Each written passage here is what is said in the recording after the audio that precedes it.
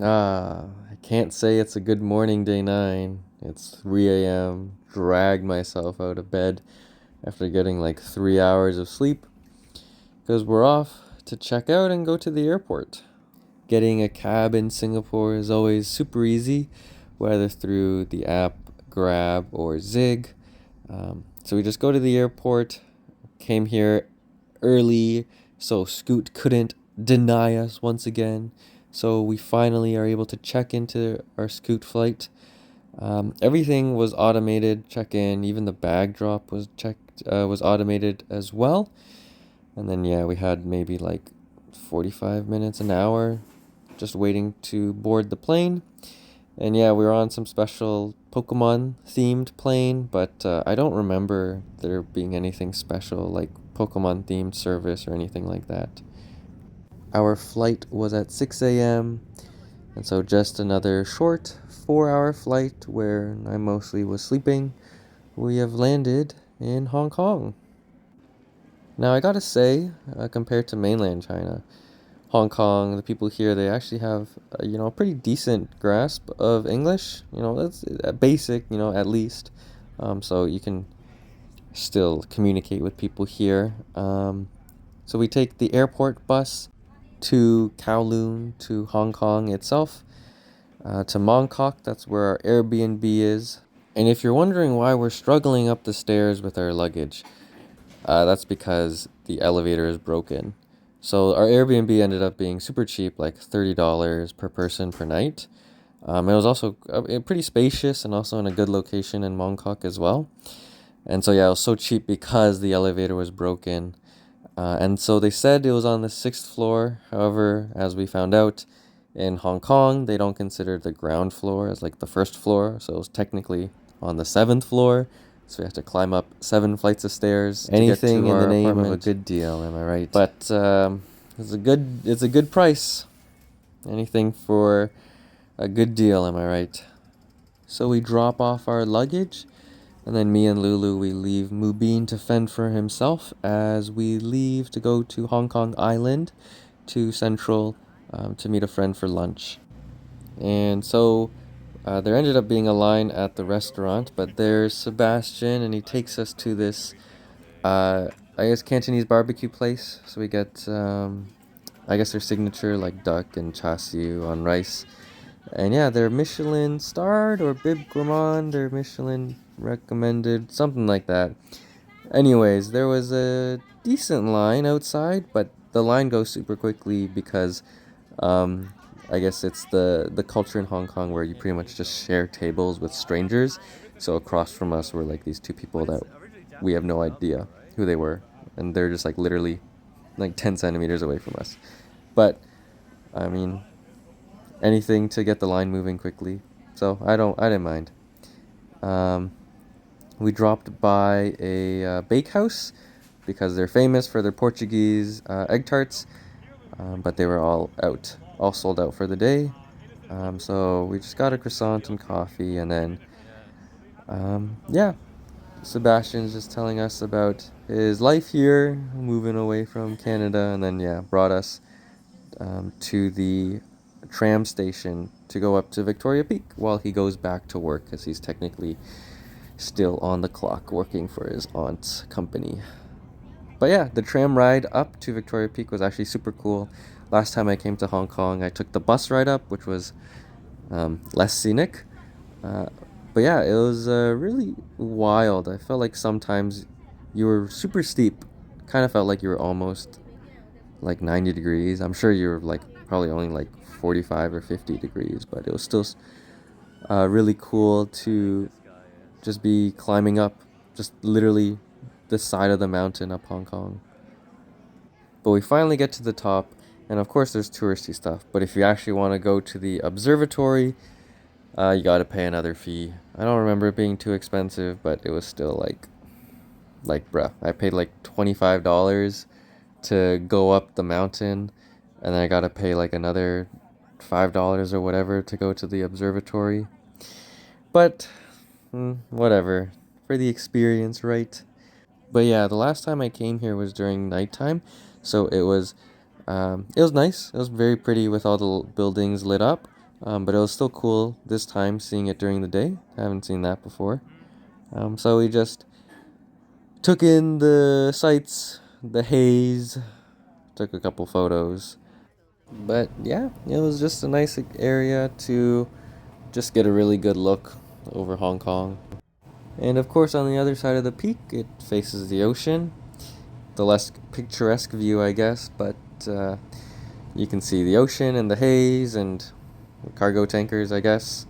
But yeah, the weather in Hong Kong was absolutely perfect. This was like my ideal temperature, just like light sweater weather. But after we got our fill of the peak, we headed back down the tram. But on the way down, all the seats were full, so we were standing, which was an interesting experience given the steep incline. But we survived, and right next to the tram station is the Hong Kong Park. So it's just, I guess, like a botanical green space. And then there's also an aviary inside of it, which we decided to check out. But yeah, for paying for stuff on Victoria Peak, we just tapped our octopus cards. When we got there, we just put all of our cash onto the octopus cards. And so the octopus cards are Hong Kong's transit cards, but pretty much like literally every store takes them. So it's kind of like a super convenient replacement for cash. Anyways, we're here in the aviary looking at some cool birds. It was fine. I don't really have many thoughts about it. But the park itself is really nice. It has this pond water feature. I think the dichotomy between just this green space and then the absolute towering glass skyscrapers was a pretty cool sight to see. Also, a lot of people taking photos. A lot of people with really big cameras that seemed like they were in photography. There's also this bride and groom that we saw walking through the park. I think there is like a wedding registry in like the place in the park, I think too. So they were very pretty. Anyways, we're here at Pacific Place. Just taking the subway back to Kowloon to do a little bit more shopping. But what I'm on the hunt for specifically are Smiskies. And yeah, the selection here was not great, so I didn't end up buying any. But their Lulu the Pig selection was very good. So Lulu bought a couple Pig Shillin and yoga pit Lulus, I believe. But yeah, we go back to Mongkok to go up to Langham Place. And first impressions, it's not as nice as I remember it being, but the freaking 5-story escalator is still there. Yeah, so we're pretty much just checking out another log on, City Super log on. So this is like the one store in Hong Kong that sells Smiskies, except this one didn't have Smiskies for some reason, which was really disappointing.